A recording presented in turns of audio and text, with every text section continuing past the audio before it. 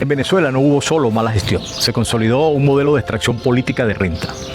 Ese modelo combinó control absoluto del Estado, opacidad presupuestaria, destrucción de contrapesos, uso discrecional de PDVSA, fondos paralelos sin auditoría efectiva, contrataciones opacas, arbitraje cambiario, redes de importación privilegiadas y más tarde economías ilícitas como el oro. El resultado fue doble: saqueo masivo de recursos públicos y colapso de la capacidad estatal. Transparencia Internacional mantiene a Venezuela entre los peores desempeños del mundo. En su ficha país reporta una puntuación de 10 y puesto 180 de 182 en el CPI 2025. Primero, el patrón. ¿Cómo se montó el sistema? Desde los primeros años del chavismo, el poder fue concentrando presupuesto, contratación y supervisión en el Ejecutivo. Un punto de inflexión fue el uso creciente de fondos paralelos y de PDVSA como caja chica, especialmente tras la consolidación del control sobre la industria petrolera en los años 2000. Transparencia Venezuela describe que desde 2013 se instalaron incentivos estructurales para la corrupción: controles cambiarios, subsidios distorsivos, discrecionalidad administrativa y ausencia de rendición de cuentas. No es un conjunto de casos aislados, es un ecosistema de corrupción. Segundo, PDVSA, de locomotora nacional a epicentro del desfalco. PDVSA fue el corazón financiero del sistema. La evidencia pública disponible apunta a dos fenómenos simultáneos: destrucción operativa y fuga de renta. La EIA señala que en 2023 Venezuela produjo 742.000 barriles diarios, una caída acumulada del 70% frente a 2013. Reuters reporta que después de una auditoría interna de PDVSA se detectó 21.200 millones en ventas no cobradas, equivalentes a alrededor del 84% del valor facturado de ciertos embarques, tras el uso de intermediarios y cambios de clientes que dejaron enormes agujeros contables. Ese dato es demoledor por una razón. No describe solo ineficiencia comercial, describe una empresa estatal que siguió despachando crudo mientras perdía control sobre el cobro de su principal fuente de divisas. Reuters también informó en 2024 que la sustitución de clientes en PDVSA dejó un gran hueco en las cuentas y desembocó en arrestos de exministros dentro de la purga interna del caso PDVSA Cripto. Tercero, corrupción con condenas y sanciones. No todo quedó en denuncia política, hay hechos que ya no están en el terreno de la especulación, sino en expedientes judiciales y sanciones internacionales.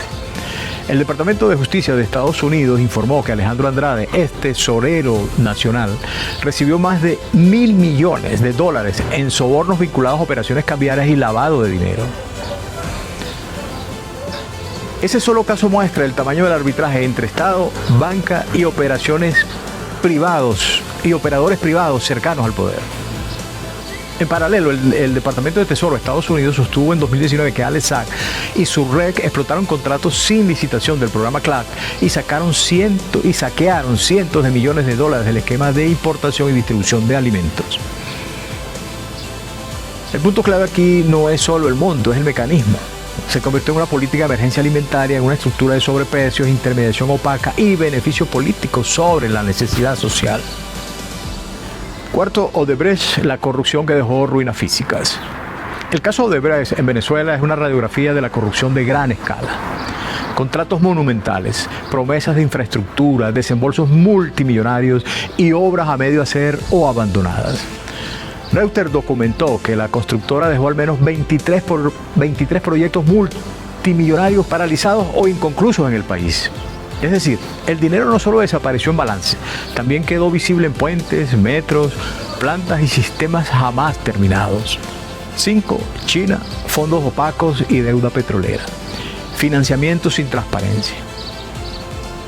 La relación financiera con China fue presentada durante años como una alianza estratégica para el desarrollo.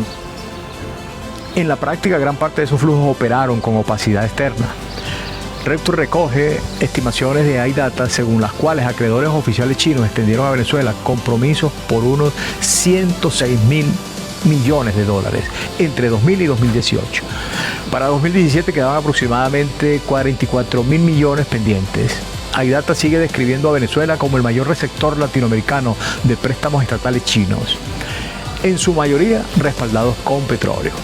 El problema de fondo fue triple: endeudamiento opaco, proyectos de baja o nula ejecución y pagos garantizados con petróleo en un contexto de destrucción de PDVSA. Transparencia Venezuela ha sostenido que estos acuerdos profundizaron gasto irresponsable, corrupción y debilitamiento institucional. 6. El oro y el sur del país, cuando la corrupción se fusiona con economías criminales. En la fase más reciente, el patrón extractivo se desplazó parcialmente del petróleo al oro. International Crisis Group advirtió en 2025 que el alza del precio del oro fortaleció la minería ilegal en el sur de Venezuela, apuntalando a empresas criminales, grupos armados colombianos y redes corruptas. Aquí la corrupción ya no solo vacía el tesoro público, también reorganiza territorio, violencia y cadenas ilícitas de exportación. 8. Mi conclusión de arranque en este análisis. La historia de la gestión chavista desde 1999 puede leerse como la transformación de un estado petrolero en una maquinaria de extracción privada de recursos públicos. Primero fue la renta petrolera, luego los dólares preferenciales, después la importación de alimentos, después la deuda externa y los fondos opacos, finalmente el oro y otras economías irregulares. No estábamos ante errores de administración, en plural, sino ante un sistema que recompensó lealtad, castigó transparencia y vació las instituciones que debían vigilarlo. Las condenas judiciales, las sanciones, las investigaciones de Recto y los informes de Transparencia Venezuela encajan en esa misma arquitectura.